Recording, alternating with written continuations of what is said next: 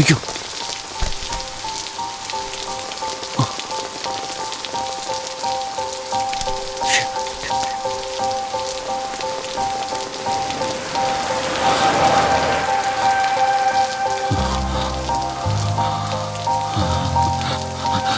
ఎవరిని అడగలేదు, అది ఇష్టం వచ్చినట్టు కురుస్తోంది.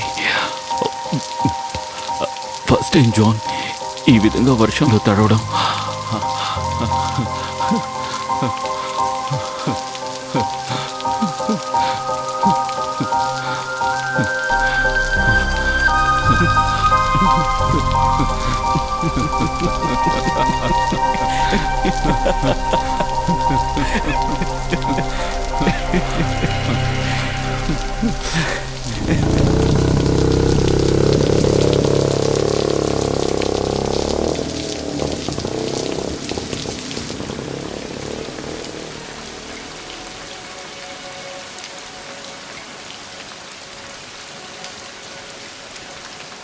క్లారా,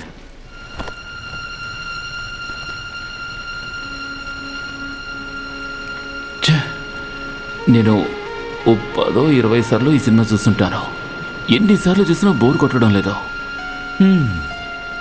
జాన్సన్ సరే దీని బ్యాక్గ్రౌండ్ స్కోర్. ఈ క్లారా జై క్రిస్టియన్ లవ్ స్టోరీకి ఆ ట్రాక్ కోసం అతను చేసిన థీమ్ మ్యూజిక్ ఒకటి ఉంది. వర్షంలో తరిసిన సుమలత ఈ మ్యూజిక్ ఎప్పుడు ప్రేమించుకుంటున్నారని అడిగితే చాలు. నిజమే.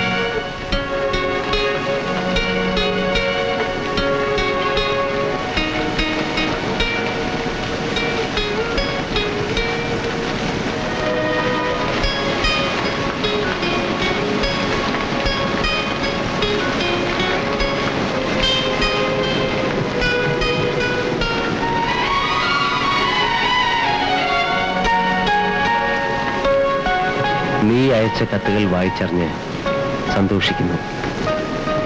ദൈവകൃപയാൽ കർത്താവിൻ്റെ തിരുമണവാട്ടിയാകാൻ നിനക്ക് ഭാഗ്യം സിദ്ധിച്ച വിവരം ഇതിനാൽ തെര്യപ്പെടുത്തിക്കൊള്ളുന്നു.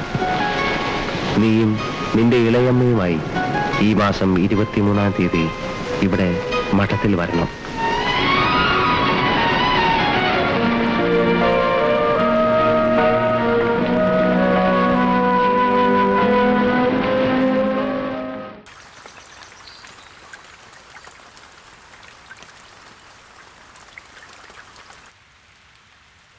హోమ్లెస్ కావాలి అని మీ యాడ్ నేను చాలా ఆలస్యంగా చూశాను. ఇంటికి దగ్గరున్న క్లినిక్లో పార్ట్ టైంగా వర్క్ చేస్తున్నాను. జీతం తక్కువే. యాడ్ చూసి ఇక్కడ కాల్ చేయగానే పేమెంట్ గురించి చెప్పగానే ఏది ఆలోచించలేదు. అమ్మతో చెప్పేసి ఇక్కడికి వచ్చేసాను. ఓ, అయితే నాతో ఫోన్లో మాట్లాడింది మీరేనా? మీ ఇంట్లో ఎవరెవరు ఉంటున్నారు? చెల్లెళ్ళు ఉన్నారు, ఇంకా మేనమా ఉన్నారు. ఓ, ఆయనతో చెప్తే ఒప్పుకోరు, పరువు గురించి ఆలోచిస్తారు. అమ్మ ఏదో ఒకటి చెప్పి మేనేజ్ చేస్తానని చెప్పింది. ఇలా చూడమ్మా, నీకు గానీ నీ క్యారెక్టర్ గానీ ఇక్కడ ఎటువంటి ప్రయోజనమూ లేదు. అటువంటి వాళ్ళు ఇక్కడ ఎవరు లేరు. నువ్వు చదువుకునే ఉంటావు కదా? నిజం చెప్పాలంటే బీఎస్సీ నర్సింగ్ కంప్లీట్ చేయలేకపోయాను, కానీ బాగా తెలుసు. ఇంకా అసిస్టెంట్గా వర్క్ చేసిన 4 ఏళ్ల ఎక్స్పీరియన్స్ ఉంది. ఇక్కడున్న పెద్ద హాస్పిటల్స్లో వర్క్ చేశాను. అడ్వర్టైజ్మెంట్లో నేను హోమ్ నర్స్ కావాలి అనే చదివాను. అదేంటంటే హే, అందులో ఒక ప్రాబ్లం కూడా ఉండదు. లేదుగా? ఏ, నో ప్రాబ్లం. ఓ, మీరు మీ పేరు చెప్పలేదు. అంజలి. ఓ, అంజలి. ఏమైంది? అయ్యో, అదేం లేదండి. అవును జాన్, ఈ ఒక పాట ఉంది కదా, అదే అంజలి అని. ఎలా మొదలవుతుంది? అది అంజలి అంజలి పుష్పాంజలి.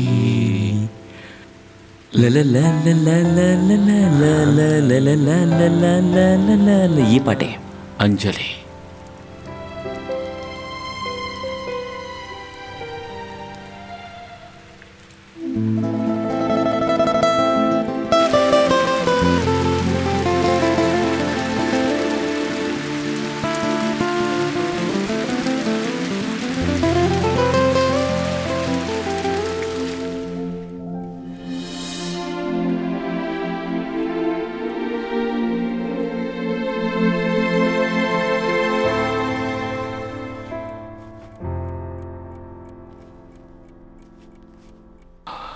దారుణమైన వేషధారణ కదా ఈసారి.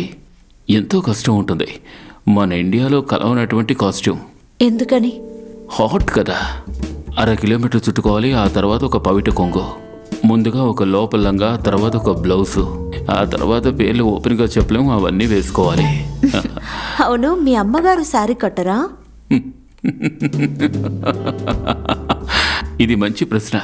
నన్ను తిడుతున్నట్టు నన్ను నిలదీయాలి, అట్ ద సేమ్ టైం నీ జాబు పోకూడదు కదా. Good evening. Good evening. ఏమిటి ఇంత త్వరగా వచ్చేసావు? ఏంటి తొందరగా వచ్చానా? వాచ్ చేతిలో తీసుకోలేదు. ఉందిగా. లేదు, వాచ్ ఉంది, టైం చూడలేదు. బాబు, అలెక్స్ ఫోన్ చేశాడు. వసంత విహార్ ప్రాపర్టీకి ఒక మంచి బయ్యర్ వచ్చాడట. 12 కోట్లకు అడుగుతున్నారు. దాన్ని పూర్తి చేద్దామా? దాన్ని అక్కడే ఉండివ్వండి కమల్. దాన్ని అమ్మి ఆ డబ్బు ఏం చేసుకుంటాం? జీవితంలో డబ్బు ఎక్కువైందంటే టెన్షనే కదా. అయితే వద్దని చెప్పనా? టీయా కాఫీయా? నాకు ఒక స్ట్రాంగ్ కాఫీ. మీకు? నాకు ఒక గ్లాస్ మంచినీళ్ళు చాలు.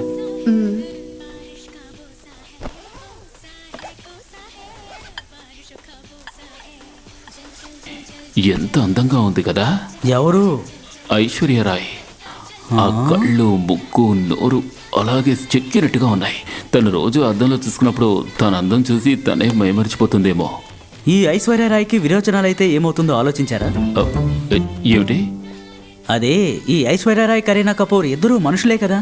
మామూలు మనుషులకు ఉన్నట్టే వాళ్ళకు కూడా ఉంది.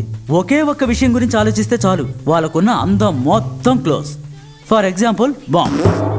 కమల్, ఆ మాటని అలా చెప్పొద్దని ఎన్నిసార్లు చెప్పాను. అరేరే, బాంబుని బాంబు అనకుండా బంపరు అని అంటామా? ఇలా చూడు బాబు, విషయం ఇదే. అందం అనేది వయసులో ఉన్నంత వరకే. 400 కోట్ల సంవత్సరాల క్రితం ఈ ప్రపంచం ఎలా ఉండేదో తెలుసా? మొండి మూలనే. The big bang. Thank you. Anjali, నీకొద్దా? అయ్యో, నాకొద్దు, అలవాట్లేదు. ఇది తాకుండా ఉండడమే మంచిది. ఇంత చండాలమైన కాఫీని నా లైఫ్లో నేను ఇంతవరకు తాగనే లేదు. కుడితి నీళ్ళు తాగినట్టుగా ఉంది.